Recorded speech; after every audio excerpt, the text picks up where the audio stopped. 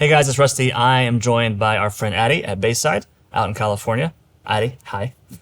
Hi, thanks for having me. Yeah, thanks for doing this. This is going to be kind of fun. This is kind of a new thing, but so Addie was awesome and kind enough to send us some of her footage from this past Sunday at Bayside. So we have like a program cut and a multi-view cut with your comm. And so Addie video directs almost every Sunday at Bayside. Is that true? Yeah, pretty much every Sunday. If not, it's usually a volunteer that's doing it. So you're training Yeah. volunteers also to sit in that seat.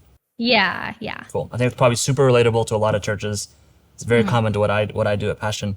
But yeah, so we have some of your footage, and we're just kind of have a conversation about video directing. So we're gonna watch back some footage, talk about what kind of camera angles we're seeing, things that work well, things that maybe things that you deal with every week, and you're like, hey, let me just get someone else to give some input on this. And yeah, just gonna kind of call things out as we go and see where this goes. So Yeah, everybody's just love gonna it. be along for the ride. So to give us some context, I've got your multi-view pulled up here, Addie. Could you walk Yes. us through? So I know top left we've got iMac program, bottom left is your preview bus, and then the very bottom right is your web program, which I see that you guys are doing like a cinema crop, which is cool, I Yeah. like that. But then walk us through the different camera positions, kind of where they are in the room.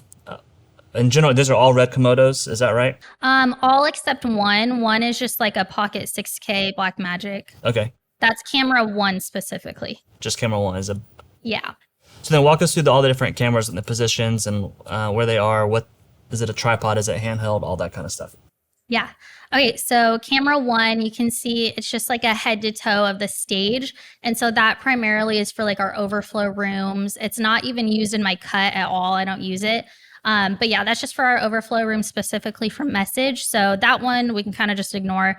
Camera two would be our centerline tripod. So kind of like the tracker camera that you would see during a message, but it also can get super tight shots of the worship lead. It's kind of just your standard front of house camera. And during worship, usually I don't love using it on the main worship leader the entire time because it is a little bit, it's just, it doesn't necessarily like fit the cinematic like look that we're going for. So I usually have them get on hands in the audience. And if they can't find any hands, just stick as tight as you can on the main worship leader, track with them just in case they do go into a talking moment, something like that. Camera three, also a front of house camera.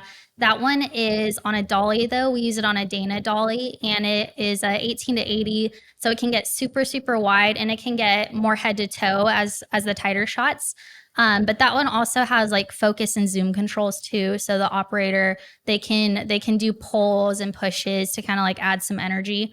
Camera So, four is one of our profile shot. Sorry, go camera ahead. three, Dana Dolly. So it's on rails, elevated off the ground, and someone's walking behind it, so making basically Correct. it's a fancy slider, right? Yeah. And it's really great for transitions, for big hits, stuff like that. But yeah, and then camera four to kind of replace camera two is the profile shot. That one is actually on an easy rig with an operator on the floor. It's more house left, but kind of like house left in the middle a little bit still of the room. So they're not too far left, getting too much of a side profile. It's still like that main profile shot. And that is actually on a 100 to 400 photo lens. So that one's fun. You have to be pretty picky with the operators on that one. And then yeah, camera five, that one's on a pedestal. So pretty similar to a tripod, except it's way more user friendly. So raising and lowering it is a lot easier for operators because what the pedestals are they're air pressured so that the weight of it, you can just unclick a button and lower it and it'll just stay put and then relock it. And it's super easy to move up and down if someone's in the way of your camera or something like that. But yeah, that's camera five. That's more house right. And that one's primarily getting like waist up, head to toes. It can get some BGVs. That one has a little bit more freedom, whereas camera four is like stick to the main worship lead the whole time. We don't really want to see anything else on camera four. But camera five has a little bit more freedom and they're on a tripod, so it's a little bit more user friendly too. Camera six is just our stage roam. So that one, we're still trying to figure it out a little bit. Sometimes they'll walk behind the LED wall. But yeah, we only have one camera for stage. So they're kind of like doing all sorts of pieces. So they're getting keys, lead electric, bass, drums, but they're only getting backline. They're not really getting vocals at all because we have those in all the other areas. And then Camera 7, that's another dolly, but that one's on a Kessler dolly. So it's literally just pipe on the ground. And then there's a really heavy tripod with wheels on it that'll slide back and forth on the pipe. And that one's more house right. It's 7200 lens. They actually don't have focus and zoom controls on it, but you can see the operators doing it manually a little bit. It's pretty cool. So that one's very user friendly too. It's more on the ground. So. Okay, cool. That's super helpful. So before we kind of get started, give me like one thing you love about your style or camera plot or camera situation, and then one thing that frustrates you. So first thing that I love how much like crowd is in it. I love that you kind of feel like you're in the audience a little bit more. We kind of have the goal of getting a lot of the tops of people's heads in our shots. So it feels like you're more involved in the worship set as opposed to just like watching something from afar. There's two things specifically that I do struggle with a little bit.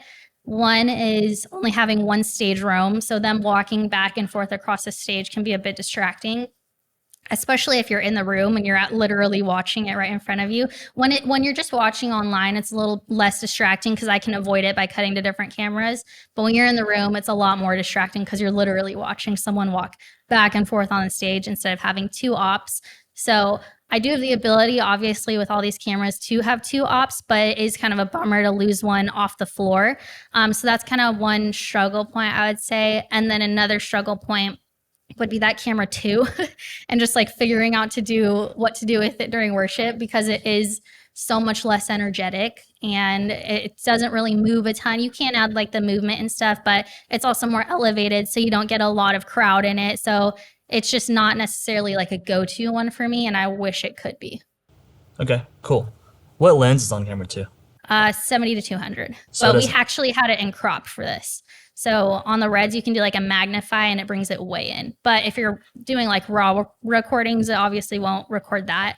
So that's where you have to be careful, but we don't do that on weekends. So is that like a photo 70 to 200 or like the compact Cine servo? It's a Cine. Yeah. So it still has like the servo controls too. So it makes it a lot easier, especially during message. If like someone's walking back and forth and talking, it makes it easy to keep them in focus if it's just right there. All right, cool. Yeah, I want to, I've watched some of, I've kind of skimmed through and watched a little bit of this when you sent it to us. And so hearing what you said about camera 2 earlier, about how you don't like using it, and then what you just said about it's frustrating, that's really fascinating to me, and I want to dig into that later. So first I'm going to click back over to your program cut, and we can watch that one. All right, I'm just going to hit play, and let's see where this goes. Let's see.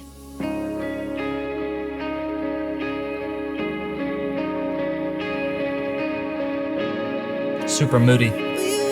Yeah. I will say I love that whole long intro thing. I feel like a lot of times what I'll see people do is just sit on a guitar shot for 30 seconds. And I love that you didn't do that. You know? Yeah, I was actually talking to one of our worship leaders the other day. He was attending this service, and he was like, I was watching and you had it on the keys at one point, and it was just about to get to the point where it was going to be so awkward how long you were on them, but then you cut away. I was like, yes. That's nice. Yeah, I think like staying on a backline specific person for too long, it can be really awkward. Totally. So you got to be aware of that. It's a nice establishment, kind of see the set, see the guitar. I love catching these ad-lib kind of moments. To me, like those are the most intimate moments in worship, and they're the things you can't plan for, so you can't always get them, but being able to get that ad-lib is cool. Who is the friend of sinners, calling the leper clean? There's only one name that changes things. Who can... That's a good sequence there. I think another thing I like is this really slow verse that you start out on, and you're just letting it linger on this shot. I think that's perfect. Like, there's no reason to cut around on things all the time, you know? Like, she's bringing the energy, she's bringing the emotion. I don't need to cut to try to introduce something that's not there. So I think that's great. And then this timing, getting to this shot. One thing I talk about all the time is like finding those quick interludes to go to an instrument shot. And you went to it. I often try to compare it to like ProPresenter notes or ProPresenter lyrics. So she hasn't said the word changes things yet, but you cut away from her because we already know what those words are. Yeah. So it gives you time to establish that key shot, but then get back for the verse.